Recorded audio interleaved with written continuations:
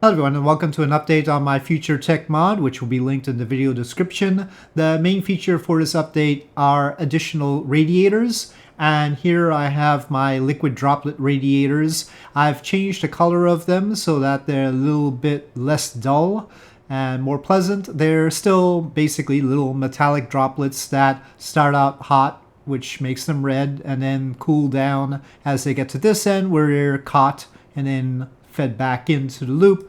And we have a sequence of panels. There's 3 here, 2 here, and then 1 there. These are separate parts. They're not one part with multiple meshes, unfortunately. I'll consider doing that later. But they're 3 parts, and they are all tweak scalable, of course. So you can tweak scale them like that to make sure you get the right amount of radiating of heat.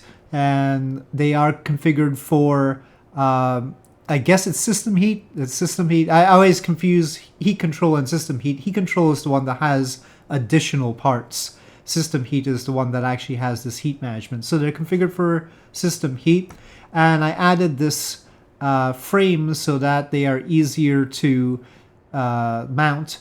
But unfortunately, it's a separate thing to activate and shut down the radiator and close the radiator. Maybe that'll suit you, maybe it won't, but just keep that in mind. Those are 2 separate things. So open radiator and activate radiator. Technically, activate radiator should be what has the liquid droplets go, but anyway, that is not the case. And during the animation, you'll actually see the sort of sheets of liquid droplets go out. It's not as quick as it is in here. So anyway, we have the 3-panel, 2-panel, and 1-panel versions, and they're like this. And somebody had asked for more conformal panels, but that I think would be very difficult to do because we still have to also make the liquid droplets go in a single direction. I can imagine how to do that, but it would be difficult to implement. So anyway, they just fold up like that, and hopefully that will fit your particular needs. But there are other radiators and also the arrow ships. So there's the whole arrow ship arrangement. So if you type up arrow ship, you'll get these kinds of radiators. And these are supposed to be titanium. They're not as efficient as the liquid droplet ones, but they're sort of lower in the tech tree, if you will. And that's how they're meant to be. Of course, you can get any number of radiators that aren't, in a fancy way like this. The mod does include the hab. The Future Tech mod overall actually has quite a lot of habs. That's the main feature, if you will. Same idea about the difference between activate and open on the radiators. And there's actually 2 parts. There's a part that's up front here, and then there's part that's in the back. So yeah, there's that part back there. So that has 2 of these, like so, and then there's one in front that has the rest. So in addition to the radiators, there's this arrow ship block here, which is the RCS and shadow shield. And so you'll put your engine behind the shadow shield, which is very heavy. If we can see up there, that's 140 tons without it, 195 tons with it. Some of that's the fuel, but not a whole lot. It's mostly the shadow shield. So we've got that kind of part. And aside from that, there's the grand radiator, which I guess hasn't been included in anything before. Oh, and these can be... the normal arrow ship actually has a tank of its own, and that's this kind of tank. So that's meant to fit within the shadow shield area. That's why it's a tapered tank like that. So there's also the grand radiator. And then you would have the engine back here. And that will actually be on the top, covered by regular fairing. And then you can activate the radiator and open flaps. And as you can see, these are then radiators. I forget if they're not configured for system heat right now. I'll have to do that. So they're not ready yet. They're just for show. So this is just a visual part at the moment. and it would go with not conical hab. It'd be more like a cylindrical hab that this would attach to. So it's a complicated part. It's its own little thing.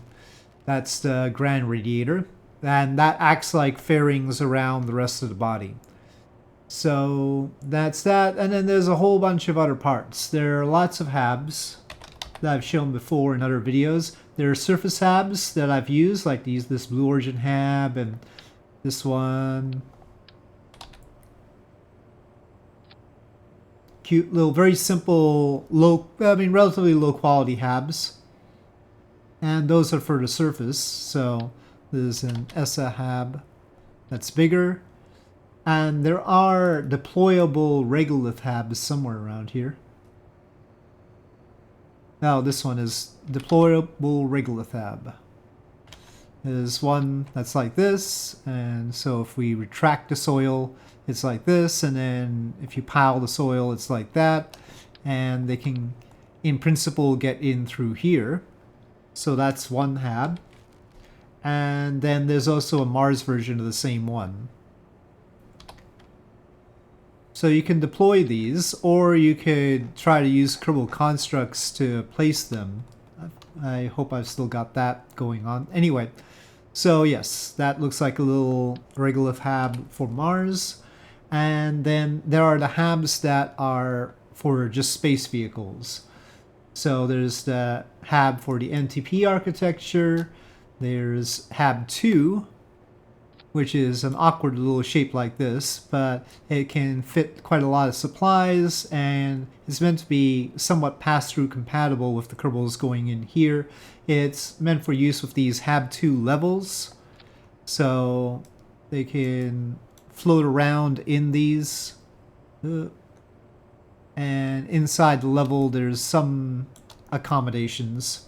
Can't quite look at it like that. Maybe if I... you can see some stuff in there.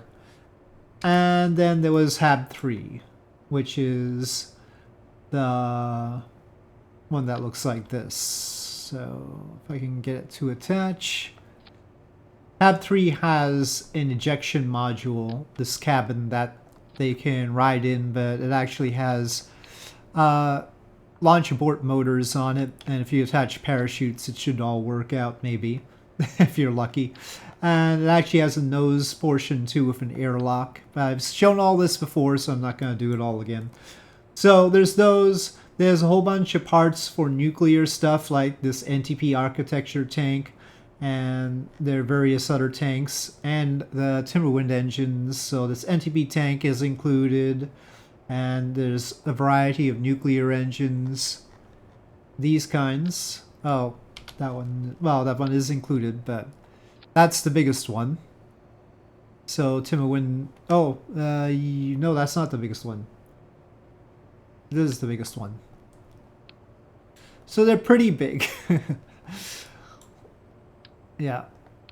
This is 2,500 kilonewton, or nearly 250 ton thrust Timberwind nuclear engine.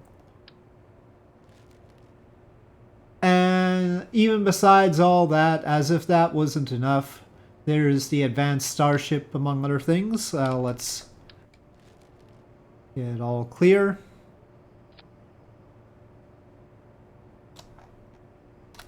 I do suggest you go into the Future Tech folder to see what all is included. So this is actually meant to fit hab 3. So you got hab 2 levels that you can fit in here. So we can fit some of these in here, and then we can have the hab 3 body. Oh, that's too early. Hab 3 body. Scooch these a little bit back so it fits. And then we can have the ejection module so that your starship can actually have a launch escape system, and then the airlock module. Oh, if I can get that. So It is sort of clipping into the little header tanks in front there.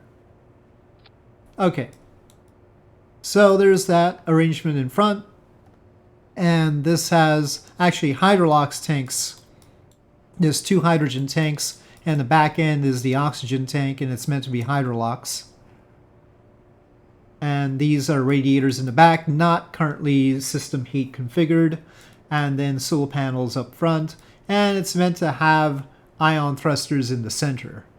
And there's a set of tanks for it, xenon tanks for this advanced starship. Well, there is a node there. That go right there. So then you have the xenon tanks, which is a separate part. So that's a heck of a different kind of starship. So this is a mod with all sorts of parts. They are meant for futuristic things, and I will continue to add to it. This is not my only futuristic mod, but it does have quite a lot of the things that I often use, including the Timberwinds and the Habs and the NTP tanks, and now the radiators. I'll try and make sure that more of the radiators, like the ones on this and the Grand Radiator, are compatible with system heat in the future, but I had totally forgotten about that. So anyway, it was mainly me trying to get the liquid droplet radiators ready, so yeah, you can get those. As far as the size of it is concerned, it is currently 378 megabytes once it's unpacked.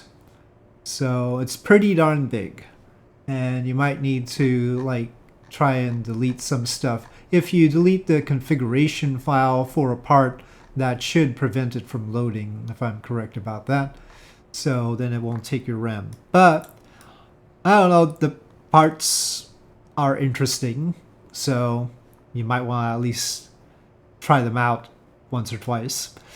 So with that, thank you for watching. I hope you enjoyed this video. If you did, please do press like. If you have any comments or suggestions, please leave them in the comment section below, and I'll see you next time.